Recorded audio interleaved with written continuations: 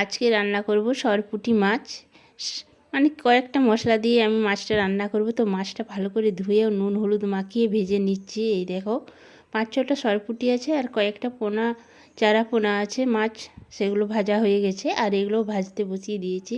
তো নমস্কার সবাইকে, কেমন আছো সবাই? আশা করি সবাই ভালো আছো। পাপিয়া আঁকি নতুন ব্লগ ভিডিওতে স্বাগত। তো দেখো মাছগুলো প্রায় ভাজা আমার হয়ে গেছে। আর আগে আমি মাছগুলো ভেজে রেখেছি, চারা পোনা মাছগুলো। তো আমার শাশুড়ি মাকে সর্ষে বাটতে বলেছিলাম, সেই সর্ষে বেটে দিচ্ছে আর কাঁচা লঙ্কা বেটে দিচ্ছে। শিলটা অনেক প্লেন হয়ে গেছে, তার ফলে আমি নিজে বাটতে পারি না ভালো মিহি করে। তো আমার শাশুড়ি মা বলে যে মিহি করে বাটবে না, এখনই মানে দু কুটো করে রেখে দেবে, সেই জন্য নিজেই বাটছিল। নিয়ে কাঁচা লঙ্কাগুলো বেটে দিচ্ছে। এই দেখো আমাকে অনেকটাই সাহায্য করে, মাছ ধোয়া, তারপরে সবজি কাটা, এগুলো অনেকটাই সাহায্য করে শাশুড়ি মা।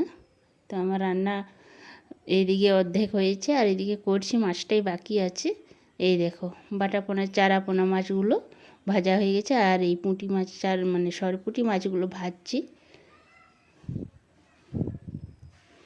তো এই সরপুঁটি মাছগুলো খেতে খুব ভালো লাগে। আর কি বড় বড় দেখতে পাচ্ছ।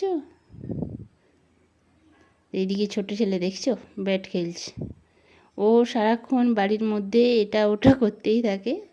তো মাছগুলো আমার ভাজা হয়ে গেছে, একটু সাজিয়ে রেখেছি। পুঁটি মাছগুলো দেখো কী সুন্দর দেখাচ্ছে, দেখছো যেন একটা বড় মাছ সেই রকম লাগছে। তারপর ওই তেলের মধ্যে আমি ওই তেলের মধ্যে অল্প একটু তেল দিয়ে 5 ফোড়ন দিলাম। বেশি তেল মশলা দিয়ে রান্না করব না। আর একটা শুকনো লঙ্কা আর তেজপাতা একটা দিয়ে ফোড়ন দিলাম। তো সর্ষে দিয়ে মাছটা রান্না হবে, মানে অন্য কোনো মশলা যাবে না। তো আমার এই 5 ফোড়ন, তারপরে তেজপাতা, শুকনো লঙ্কা ভাজা হয়ে গেছে। এবার কাঁচা লঙ্কা সর্ষে বাটাটা দিয়ে দেব।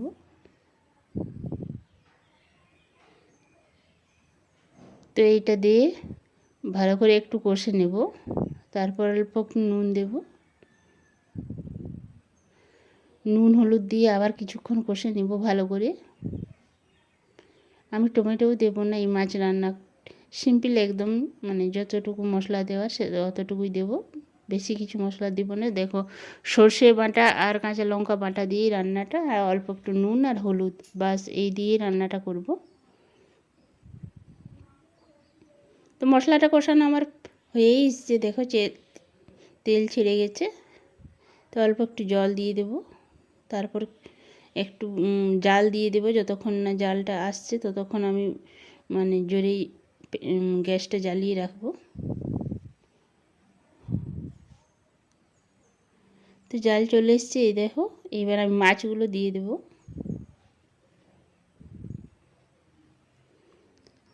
তার সাথে চারাপোনা মাছগুলো আমি একসাথে দিয়ে দেবো, সরপুঁটি মাছের সাথেই একসাথেই রান্নাটা হবে।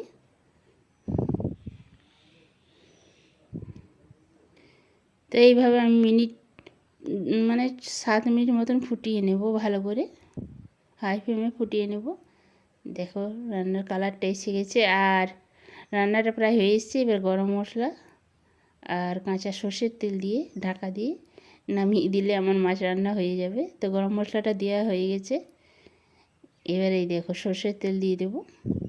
সর্ষে বাটা মশলা দিয়ে যে কোনো রান্নায় একটু কাঁচা সর্ষের তেল দিয়ে ঢাকা রেখে দিলে খুব ভালো লাগে, সেন্টটা খেতেও দুর্দান্ত লাগে। তো আমার দেওয়া হয়ে গেছে সব কিছু, সর্ষের তেল, গরম মশলা। এবার ঢাকা দিয়ে রেখে দেব। তো মাছ রান্নাটা কেমন লাগলো অবশ্যই কমেন্ট করে জানিও। আর ভালো লাগলে অবশ্যই একটা লাইক করো, কমেন্ট করো, সাবস্ক্রাইব করো, আমার ভিডিও দেখতে থাকো। আর সবাই ভালো থেকো। তো এইভাবে একবার রান্না করে অবশ্যই বাড়িতে খাবে।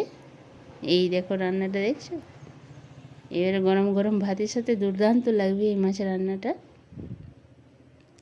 তো সবাই একবার বাড়িতে রান্না করে খাবে এইভাবে। তো ভিডিওটা আজ এই পর্যন্তই, দেখা হবে আবার নতুন একটা ভিডিওতে।